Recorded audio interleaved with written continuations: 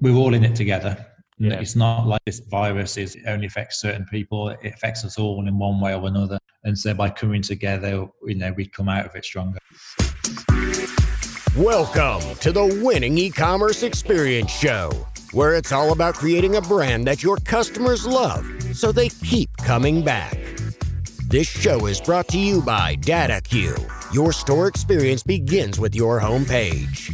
DataCue improves your conversion rate up to 30% by showing each visitor a personalized homepage based on their interest. And now, your host, Shahram Anver. All right. Hello, everyone. Welcome to our next episode. So today we have a very special guest. We've got Steve Pritchard. He's the managing director of It Works, not to be confused with IT Works Media. So they're a marketing agency based in Leeds in the United Kingdom, and they do a lot of work around SEO. So today, I think, especially with the background of COVID and this big crisis, I think a lot of e-commerce merchants are wondering how their digital marketing strategy should be changing. So we're very excited to have Steve on the show. Welcome, Steve. Thank you. Thank you for having me. Yeah. So why don't we just start off by telling us a little bit about It Works and the origin story? Why did you start the company? Yeah, sure. I'd been doing SEO agency side for about 8 years, and it was very technical. I'm a techie kind of guy. IT before I got into this industry, but one thing that was quickly becoming apparent was that our own clients were becoming a little more savvy. Technology was getting better. And really what was kind of missing from search engine optimization was we were optimizing for the search engine and not the customer. And what we saw was really long text, really, really boring stuff that wasn't really engaging, but it ticked a box for the search engine. And we set up It Works purely to focus on, let's take that approach to optimization, but apply it to the customer and look at what is it the customer wants to read? What is it the customer wants to buy? What devices do they want to use to buy?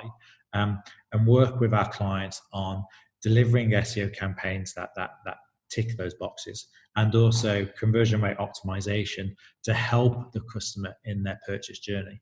And since we set up in August 2012, we've worked with some really fantastic clients delivering exactly that. So less about search engine optimization and more about customer experience. Because if we focus on the customer experience, the search engines will come. They'll like the content because it's been engaged with, it's been shared.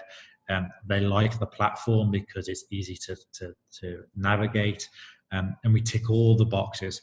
And I think that it's an approach which is slowly being delivered by other clients, by other agencies now. But we were doing it way back in kind of 2012, purely because it bothered me that SEO was getting a little bit too technical. Sure. Google was focusing on artificial intelligence and machine learning, and really it just needed to be something really simple for our clients to understand and for our customers to appreciate. Yeah, and I think the SEO industry has changed a lot also because the search engines themselves have changed, right? So I remember back in the day, people used to really work on things like keyword stuffing and things like that. But now, just as you mentioned, with machine learning and AI, I think search engines have got much better at recognizing natural language. So it's kind of aligned with what you're saying, that actually great content, human readable content, let's say, has actually also been reflected from the search engine prioritizing that because it's much better at reading it and knowing that it's not just keyword stuffing. Yeah, definitely. I mean, we look back on those times as the good old days. We used to be able to get away with white text on white background and all that kind of stuff. But it was our fault. We were gaming the system and gaming Google's algorithm. Google clamped down on that quite rightly. And it was challenging for traditional SEOs to switch, but they had to, and they have done. And now it's less cat and mouse and more of a kind of a partnership. Yes, sometimes Google does an update and we're scratching our heads trying to figure out why and what the impact is. But really, their advice always is nowadays is continue to focus on your customers and what your customers want, and the search engine rankings will come. And that is just the approach that we do for all clients, and that's SEO in 2020. You are also focused quite a bit on e-commerce, right? So I think, Yeah, like, definitely. how would you differentiate, or because I think you've laid out very well how you approach SEO. But let's say, like, we bring it down to e-commerce. Is there anything particular that you have been doing that you find is very helpful for e-commerce in particular? Yeah, definitely. I mean, we've just launched, we do a consumer kind of survey every few years, and we ask about 2,000 UK consumers a series of questions on what they like to see when they buy online. So we go into details like payment options, third-party reviews, product descriptions, and really stuff that we think people want but don't really know. And so we just ask consumers, do you think this is valuable? And some of the insights that we've got on the back of it, 27% of people buy on mobile within the first hour. So, Wow. There used to be a kind of an idea of, they research on mobile, but they buy on desktop. And there is certainly still an element of that, but the younger demographic, the younger audience, they're a lot more tech savvy. They will buy on mobile within, as soon as they see the product they want to buy. So we need to look at that and say, okay, well, this website is great. It has a lot of content, but when you look at it on mobile, it's really difficult to navigate. The purchase funnel is really challenging for them to kind of buy with one click. And all these things that most of the younger audiences take for granted nowadays. Every site needs to deliver this level of this efficiency on purchasing. So go ahead. And these insights feed into our strategy. So right. A new client comes on board, the first thing we do is we look at the analytics data. We look at what devices they're predominantly using, what the demographics are, and using our insights and our experience, we then kind of look at, okay, well, where the improvements need to be made, and not just on content and that, but also in site structure and how we're actually talking to the customers about the products we're selling. Sure. It sounds like a lot of the insights which you're getting, you're pretty much bringing into CRO, right? So you're really looking at the funnel and you're trying to streamline it as much as you can based on the behavior you're seeing. Would that be a fair assessment? Yeah, no, definitely. We see the customer experience. I mean, from an SEO point of view, it takes time to build rankings. We come on board with a client. It's not month one we see an improvement. It's potentially month 4, 5, and 6 where we start to see ranking improvements. So especially nowadays where people have choice on who they buy online from, we think, well, if we can get their existing traffic to convert better, one, the client's going to be happy because we look great. 2, our clients' customers are going to be happy because they have a better experience. And so the strategy works really well. So every campaign we work on, and we look at the quick wins we can make in terms of CRO. So we look at the buying funnel, we look at the purchase, and then we take that back and then we work back from that stage. So from there, we look at product descriptions because they're really important nowadays. And then we look at kind of where the traffic is coming from a navigation point of view, and then what devices, and work it back that way.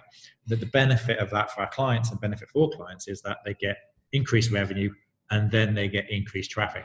That's really interesting because it sounds like you're taking a very sort of a research-based approach. So for anybody listening on the show right now who runs a store, what would you say would be the top 3 things that they should focus on right now to improve their conversion? The challenge we have now, especially in the current climate with COVID-19, is there's going to be a significant increase in new customers coming to a website.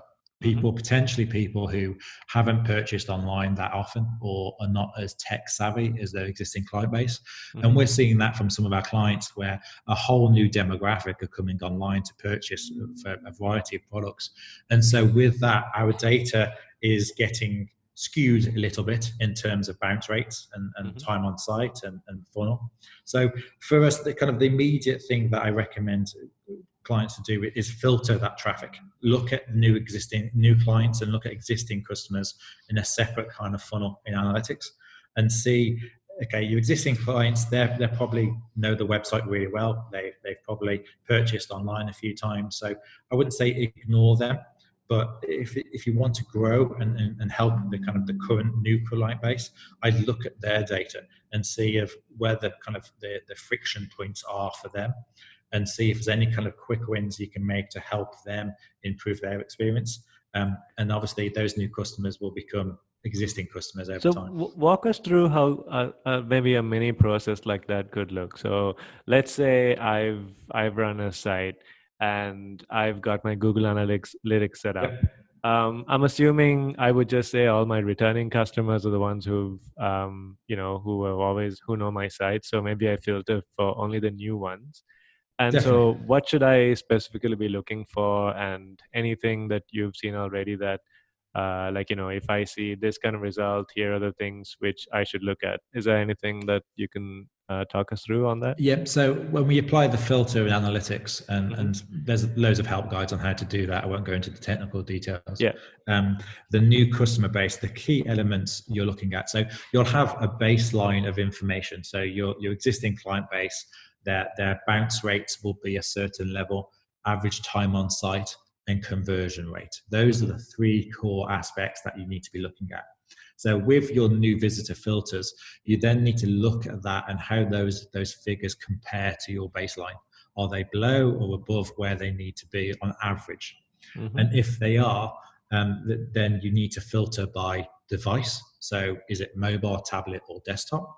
And then look at those kind of areas. So if we apply, we notice immediately there's quite a significant exit rate on a certain page or category for mobile devices, then we need to look about how that page is being formed, how that's been formed to a mobile customer. It may be that your existing clients know if they scroll down, that's where the buy now button is. But obviously a new customer base won't know that. And so they'll land on the page and not really understand what the next step is. And so therefore a potential test from a CRO point of view would be, okay, let's look at creating a sticky call to action button. So it follows the customer. And the exact kind of processes are very similar, but when we look at it, it's that same process. It's trying to find out exactly what device, what landing page, what actual page is having the problem, and looking at then testing a scenario from an A/B or a test to help improve that. And it's very granular, it's very detailed. It can be relatively slow dependent upon your developer's kind of resources, but it can be something that can directly in the short term increase conversions and get your customers working a lot harder. So I've got a probably sort of a spanner to throw in there, if you will. I think a lot of the people who'll be listening on this show are primarily small to medium businesses. And I think the strategies you've talked about clearly require a minimum traffic, per day. Because if it's too low, then you don't really get statistically significant data to make these decisions on. So it can be the challenge is, and especially with A/B testing technology, you need at least 1,000 kind of visits. But it does depend on what it is you're testing, and when you don't have that development, there are tools where you can ask your customers. There's pop-ups that it can be enabled to, especially in most e-commerce platforms, say, look, we see that you exited out of here. Tell us why. Ask the question. Don't be scared to ask your customers, because ultimately what we're trying to do is improve their experience. We're not trying to kind of steal their email address or anything kind of suspicious like that. All we're trying to do is trying to understand why. And that could be something really easily. I think Optimizely has it, and BWO, and some free software that links into platforms like Shopify and Magento, BigCommerce. That they can say, look, you're exiting, can you tell us why? And that, very quickly, even over 10, maybe even 20 visitors, you'll get an understanding of a pattern, especially if you can then correlate that with what your analytics data is telling you. Because the challenge we have is analytics tells you there's a problem, but you don't know what that problem is until you either test or you ask. Right. So I mean, we've talked about a lot. So let me just quickly summarize and let me know if you think I've got it or if I've made It sounds like with the COVID crisis going on, one of the biggest impacts which you think is going to happen is that we're going to have a completely new set of customers, just because you have a whole bunch of people who've never really bought too much online, who are now sort of forced to go online to buy stuff. So the question now is, can we track the performance and see if these visitors are as successful on our store as our baseline or not? And the metric to look at would be things like the bounce rate and your conversion rate. And if there isn't, if you do have enough data, so more than 1,000 visits a day, then it might be a good idea to jump onto Google Analytics and filter them and have a look at which pages are the most affected and try to make some improvements there. But if you don't have enough traffic, then it would be good to invest in some kind of pop-up questionnaire of your choice to try to understand from your customers to see if you're doing a good job or not. Is that definitely? Yeah, I mean that's the approach. Yeah, definitely. Excellent. So I think another thing which, because you mentioned that a lot of people, we're going to have a lot of new people coming to the e-commerce site because of COVID-19. Another thing I've been reading about is that SEO itself is probably going to change, because you mentioned, for instance, like young people are using a lot more mobile. There's sort of like a theory going around that now that people are spending more time at home, we're going to see desktop usage increase much more, like sort of buck the trend. And this might change the way people actually do their search. Is that something consistent with what you found, or is that what do you think about that? At the moment, the data hasn't skewed or changed in any way. Desktop is still, and when we say desktop, we mean laptops as well. It's it's a technical term that analytics uses. Just to be clear, we haven't seen that shift. I'm sure we will, but that would probably be something very particular to a website, dependent upon the demographic. A younger demographic will always be mobile first. Right. And it's probably geography specific too, right? So in the UK, I would assume it would be very different from, I don't know, let's say Nigeria, where you probably have, okay. Definitely. So go ahead.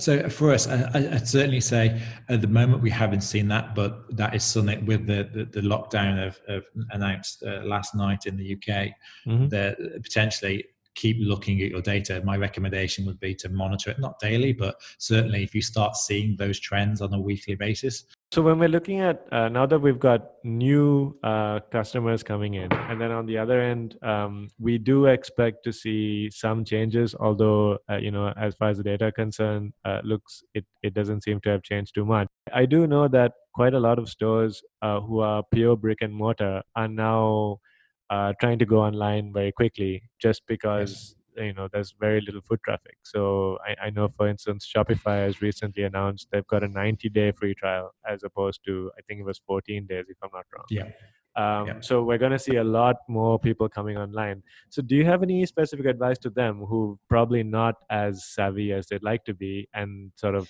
just by circumstances are literally forced to go online? How would you advise them if they came to you and said, look, we want to get online, what do we do? Great question. I think do it as cheaply as possible is probably the best way, or the best recommendation. Dependent upon if it's a local kind of shop or store, or it's something that is something that's always been kind of more offline, then really the quickest way is to set up a Shopify kind of minimal product, definitely. Integrate into PayPal. Just keep all costs and integration levels. The great thing about solutions like PayPal or Shopify is they integrate really quickly. With a few clicks of a button, you can have that kind of gateway already set up.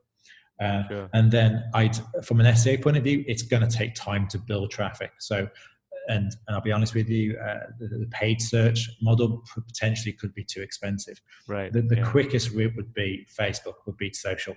You're already going to have a local following of people that used to come to your shop, and they're going to be the quickest audiences to tap into.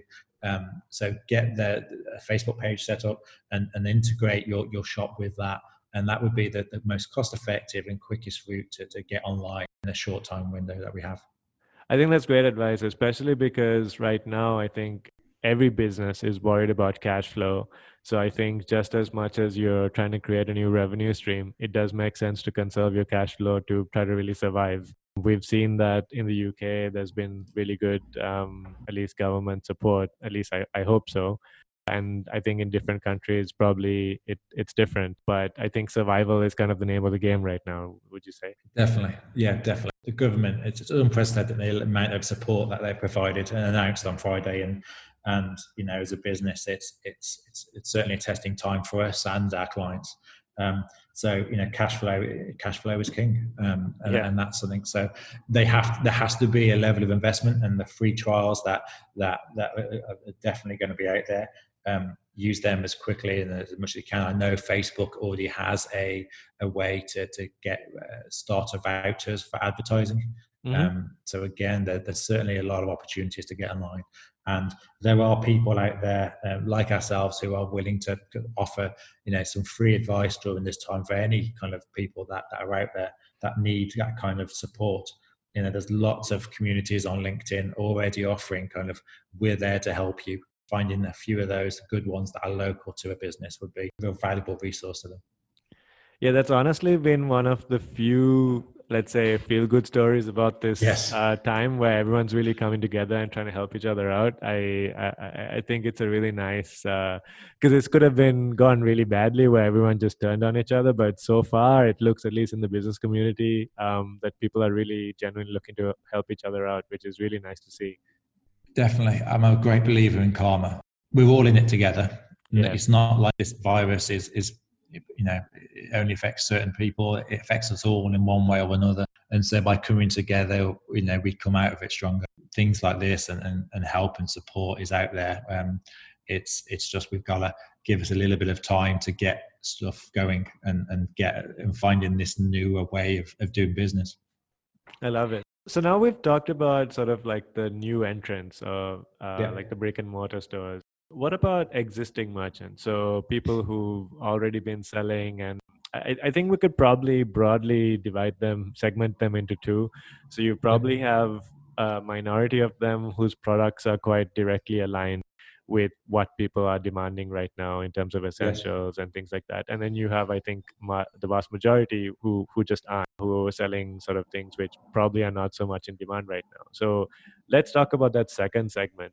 Do you know of any examples of any advice that you have on, what merchants like this should be doing right now, given that probably people aren't searching for the kind of products that they actually offer?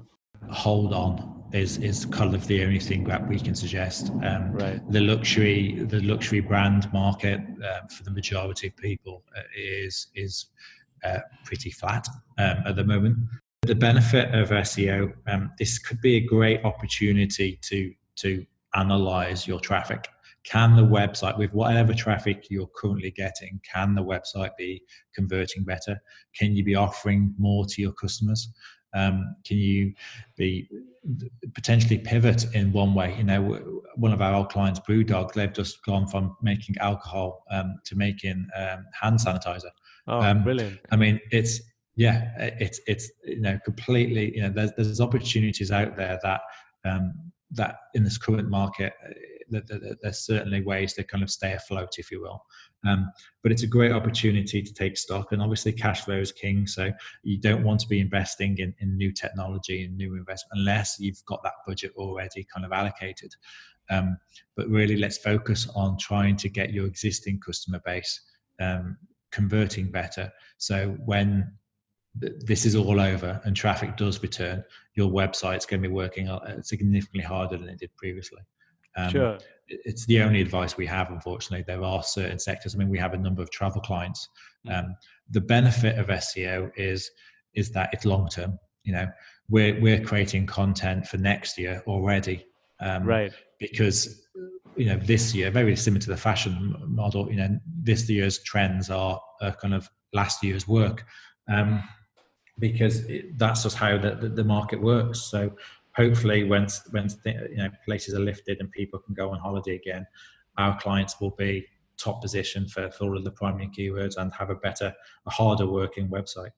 And that's the approach we're taking. We're kind of forgetting all about 2020 and focusing on 2021. Sure. I mean, at least even from the travel perspective, I think I've already started seeing posts on Facebook where people are saying things like, okay, when the crisis is all over, what's the first country that you'd like to visit? So Definitely. yeah, I think that totally makes sense that you plan for the future and you... We saw it with Brexit.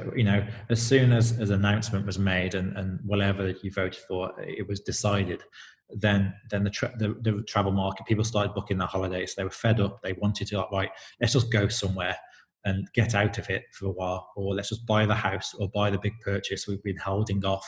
It's that uncertainty that needs to clear. And then as soon as it is cleared, people then realize, okay, well, we need the holiday next year. Everyone's going to need a holiday next year. Let's book it, or let's at least pull a deposit down, or let's at least do the next step in that process, or research it, or bookmark it, or talk to a travel agent. And it's the same with bigger purchases and luxury goods. It's not a no, it's just a not at the moment.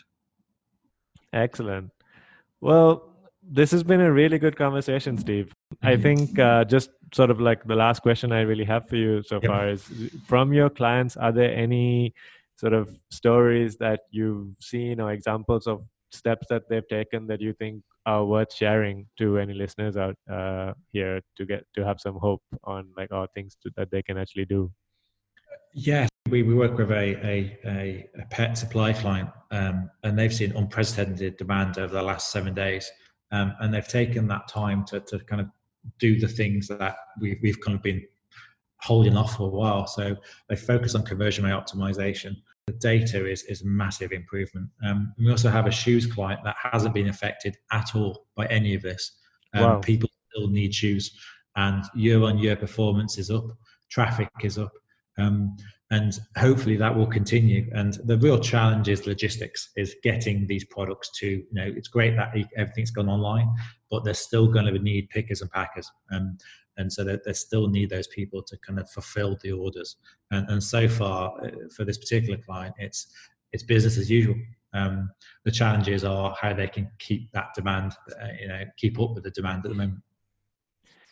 Right. So hopefully, if you're listening, you fall into that category where things are still business as usual. But if not, I think you can learn a lot from Steve. So Steve, is there anything you'd like to tell the listeners on how they can get in touch with you?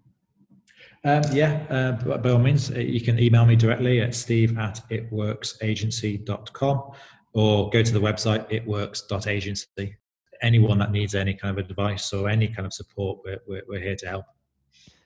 Steve, this was really good talking to you. I think you had some really good feedback, and most importantly, I think it was a very positive sort of note that you struck, which I think is very much appreciated in these times.